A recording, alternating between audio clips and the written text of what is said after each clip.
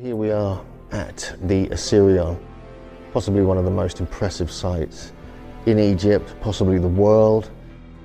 This is officially dated to the time of Seti I. Right now, as you're watching this, at this very moment, buried beneath the Egyptian desert, is a structure so strange, so brutally massive, and so visually out of place for its era that it has been generating arguments among archaeologists for over 100 years.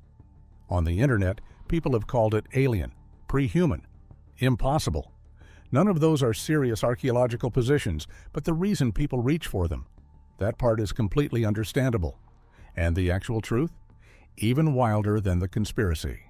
This is the Osireion, and the story behind it is one Egypt has been sitting on for 3,000 years. The excavations that left early archaeologists puzzled. Let's set the scene. It's the early 1900s. British archaeologists are working across Egypt, digging, cataloging, mapping, and Egyptologist Margaret Murray is involved in work at the rear of the Temple of Seti I in Abydos, under Flinders Petrie. The details of exactly who found what, in what sequence, have not always been precisely recorded in the historical literature. What we do know is that work in this area continued in the 1920s by Henri Frankfurt under the Egypt Exploration Society, gradually revealed something nobody had a ready explanation for. Behind the Temple of Seti, the first at Abydos, a different kind of monument lies buried, one made not of painted reliefs or carved hymns, but of enormous granite blocks resting beneath the ground in still echoing darkness. As teams cleared away sand and debris over multiple seasons, they found a sunken rectangular structure unlike almost anything else known from New Kingdom Egypt. At the center, a stone platform stands isolated within a trench of dark water, while enormous granite pillars surround the space. Thick lintels span their tops, forming a series of closed squares. The builders worked with stone blocks of very great size, placed with great care and without mortar. No mortar, no plaster, minimal decoration, no cartouche or royal inscription anywhere on the central structural blocks. The structure's stark megalithic style contrasts sharply with the ornate temples of the New Kingdom period. Both Petrie and Frankfurt noted its unusually archaic character, and the questions they raised have never been fully resolved. So what exactly is this structure? And why does it feel so architecturally different from everything around it? The architecture that makes engineers uncomfortable. Let's talk about what this thing actually is, because once you hear the specs, you'll understand why people lose their minds over it. The Osireion is unique due to its subterranean design, constructed at a much lower level than the surrounding Temple of Seti I, suggesting it was either built into an existing depression or the ground level has significantly changed over time. Think about that for a second. Seti I's grand, beautifully decorated temple sits at ground level, then right behind it, this entire other world sinks into the earth like it's trying to disappear. The structure features massive blocks of red granite, some among the largest used in any Egyptian monument of this type, which were sourced from quarries as far as Aswan, roughly 500 kilometers south. That's a serious journey. Without trucks, without cranes, without anything we'd recognize it as a modern construction site. Somebody decided to extract these enormous slabs of granite from Aswan, transport them hundreds of kilometers up the Nile, lower them underground, and fit them together with a precision that still draws comment from researchers today. The stark cyclopean masonry style is radically different from the highly decorated limestone of the adjacent temple of Seti I. It bears a resemblance to much older structures, like the Valley Temple at Giza, and that comparison is not casual small talk. The Valley Temple at Giza is considered one of the oldest surviving stone buildings in Egypt. So when serious scholars say the Osireion looks like it belongs to a completely different era, that is a meaningful architectural observation, not internet conspiracy. Now, some corners of YouTube have taken this and run with it straight into Built for Giants territory. The doorways are tall, the scale is overwhelming, so obviously it was designed for beings taller than humans, right? No. Large doorways and monumental proportions in ancient Egypt almost always reflect ritual and symbolic choices, because you are entering the house of a god. Dramatic, overwhelming scale is the point. Every major Egyptian temple dwarfs human scale on purpose. That's theology expressed in stone, not a tape measure for a different species. The central hall, with its island and surrounding pool of water, is an attempt to embody a great cosmogonic myth in which Osiris is buried on the primeval hill, the island, surrounded by the primeval waters, while the cells represent the pylons of the Book of the Dead.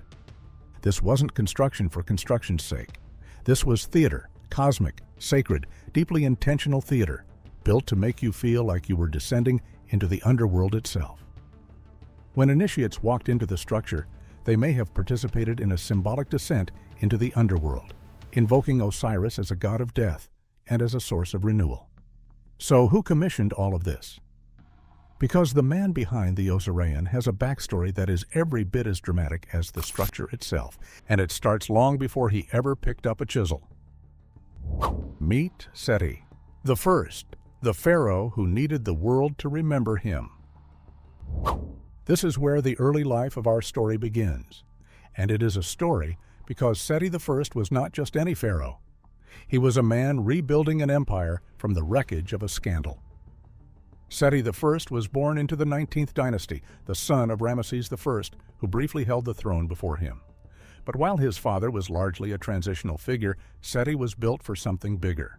He came up through the military, hardened by campaigns and border wars, before claiming the throne around 1290 BCE, and from the moment he was crowned, he had an agenda. Abydos was among the most important religious sites in ancient Egypt, with evidence of settlement and ritual use extending well before the dynastic period. It served as the cult center of the ancient Egyptian god Osiris, ruler of the land of the dead, and as such was a place of great religious importance. Seti didn't stumble onto Abydos. He chose it with the full weight of what that address meant in the ancient world. It seems it was built by Seti I as part of his program to re-establish the abode of Osiris, abolished by the heretic Akhenaten, the famously controversial pharaoh who had upended centuries of Egyptian religious tradition by effectively canceling the gods and centering all worship on a single solar deity. Akhenaten had been a wrecking ball for traditional Egyptian faith, and when he died, the fallout was enormous. Seti I was, in a very real sense, the pharaoh who came in to clean up the mess. He wanted to restore the old religion, reaffirm the old gods, and just as importantly, make sure everyone knew he was the one doing it. Built on the same axis as Seti's mansion of millions of years, the Osireion was from the beginning an integral part of this complex. This was all planned, connected, and deliberately placed on the most sacred ground in Egypt. Its ancient name, beneficial is Menmatra for Osiris, points toward its purpose. Menmatra was Seti I's throne name, so even the ancient Egyptians had a name for this place that associated it with Seti. That's meaningful evidence. It doesn't settle every question about who designed or oversaw every aspect of construction, but it places Seti's religious program at the center of what this monument was meant to do. For centuries, Abydos had held special religious significance as the burial site of Osiris, the god of the underworld, who was believed to have been interred there after his death and dismemberment by his brother Seth. Pilgrims from across Egypt had regularly journeyed to the site to take part in annual festivals, such as the Osiris Mysteries, which reenacted the death and rebirth of the god. Seti wasn't just building a monument, he was planting himself at the center of the most emotionally charged religious tradition in his world. The Osireion was his statement, his legacy insurance, his name, written in colossal granite, pressed into the holiest ground in Egypt.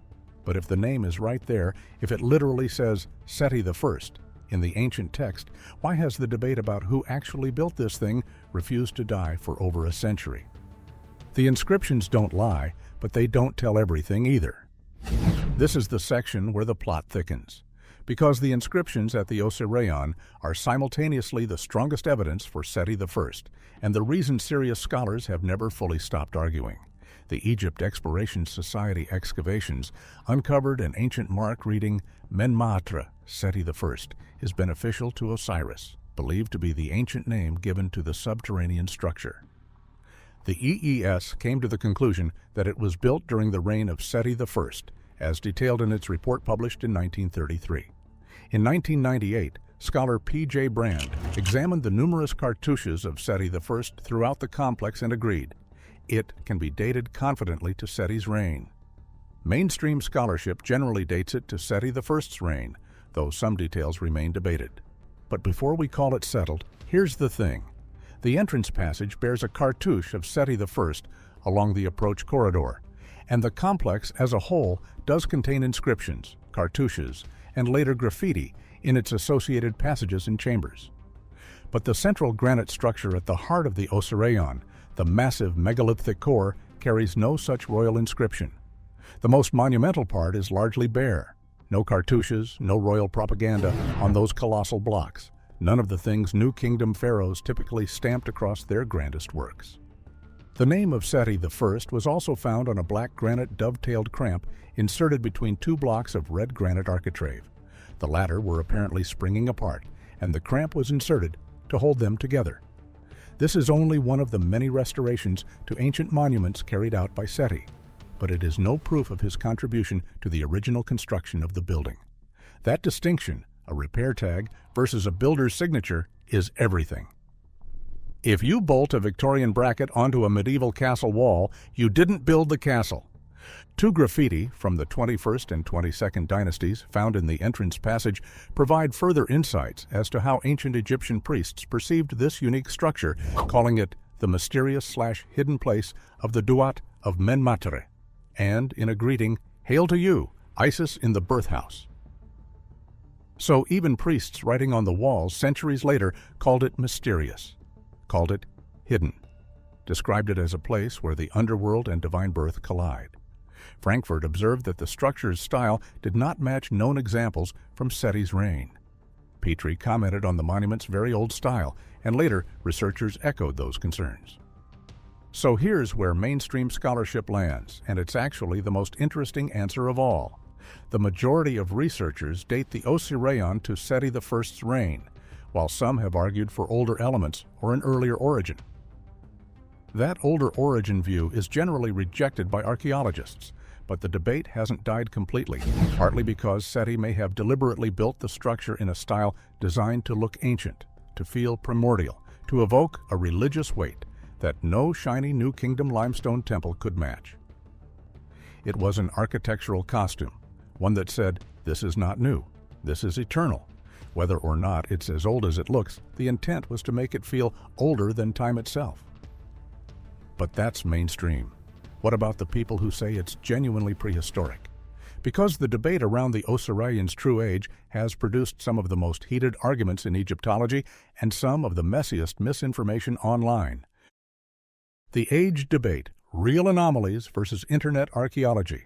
All right, this is where we have to be the friend who tells you the rumor is interesting, but the details are off. The real anomalies here are genuine, and they deserve to be taken seriously. The Osireion does not closely match the architecture of the 19th dynasty, and its design seems to resemble some older sites that feature megalithic stonework. That's not fringe thinking, that's a mainstream scholarly observation that goes back to the very first people who excavated the site. The architectural style is unusually austere for its period. The scale is extraordinary. The water feature is unique. These are real. Some researchers have raised the possibility that Seti I incorporated an already significant site into his temple complex, or that he was deliberately invoking an archaic aesthetic for religious effect. Others argue that he may have deliberately commissioned the Osireion in an archaic style to evoke ancient religious ideas about death and the power of water as a force of rebirth. Both of these are legitimate scholarly positions. Then there's the online alternative history version, which claims the Osireion must predate dynastic Egypt by thousands of years, sometimes invoking rain erosion on the stones as evidence, and concluding that no ancient Egyptian workforce could have built it. This is firmly in the territory of internet speculation, not archaeology. The rain erosion argument has not been validated by peer-reviewed geology, and the broader impossible-to-build framing dramatically underestimates what ancient Egyptians were engineering across the board. These were the same people who built the Great Pyramid, quarried obelisks from solid granite and shipped them up the Nile, and constructed temples whose walls are still standing 3,000 years later. The mainstream view holds that the Osireion was constructed during the New Kingdom with deliberate allusions to older architectural forms. The mystery isn't that it's prehistoric or pre-human, those are internet framings, not scholarly ones. The actual mystery is that a pharaoh poured enormous resources into making something deliberately feel ancient, and it worked so well that people are still arguing about it 3,000 years later. That's actually the more extraordinary story. And recent science? It's been quietly adding new layers nobody expected. What recent fieldwork has uncovered, and why it changes the conversation. Here's where we get to the genuinely new stuff, and it's not about aliens or lost civilizations. It's about water, stone, and what happens when modern technology finally gets to work on one of Egypt's most neglected monuments. In recent years, the World Monuments Fund received funding from the CELS Foundation to support conservation work at the Osireion and the development of a comprehensive site management plan covering the historic site of Abydos in Upper Egypt. For a monument that has been excavated and debated for over a century, this kind of coordinated, modern documentation effort has been a long time coming. A team from CPT Studio Roma carried out 3D scanning and digital documentation of the Osireion and its Meremptah tunnel. Every surface, every stone joint, every structural detail captured in 3 dimensions. This gives researchers tools that Frankfurt and Murray could never have dreamed of. The ability to analyze anomalies, map the structure's geometry precisely, and compare it against other ancient sites without ever needing to physically touch it. Then there's the water situation, and this is where it gets genuinely interesting. That flooded moat surrounding the central island platform isn't just visually eerie. Recent work has renewed interest in the Osireion's flooded condition and what's actually feeding it, questions about the water source that haven't been fully answered. In antiquity, the Osireion was already recognized as a well or a spring attributed to a legendary king. The ancients were clearly paying attention to something. Whether the water has a distinct origin from local sources, or what that might mean for how the structure was designed, remains an open line of inquiry rather than a settled finding. Excavations have also revealed the first traces of what appears to be a transport ramp at the site, a discovery that may help explain the logistics of how the ancient Egyptians moved those colossal granite blocks into position underground. And perhaps most significantly, the Osireion contains an enormous wealth of information in its encyclopedic array of New Kingdom underworld books, providing a unique insight into the ancient Egyptian worldview around 1300 BCE. The bareness of the main granite hall wasn't emptiness. It was intentional, primal contrast. Pure ancient stone on the outside, the entire cosmos of death and rebirth written on the inner walls. Has the mystery been solved? Not entirely, and that framing may never have been quite right. What's happened is better described as this: we've finally started to listen properly. The Osireion was never built to be easily understood. It was built to be felt, in the dark, underground, surrounded by water, in the presence of a God who died and came back. And after 120 years of debating it, we now have better tools, better data, and a clearer picture than ever before. Not of something alien, of something deeply, profoundly human, and all the more astonishing for it. So is the Osireion fully understood? No, and honestly, that might be the point. The mainstream view places it in Seti I's reign, built to look older than it is, above a water source that still raises questions, in a style so deliberately archaic it fooled experts and the internet alike. It's unusual, underdocumented, and symbolically richer than almost anything else in Egypt. And with brand new 3D scans, fresh excavations, and a major conservation effort now underway, we're learning more every year. Not enough to close the file, but enough to know the story is far better than the conspiracy. Next week, we're going somewhere you are not ready for. Subscribe. You've been warned. You've been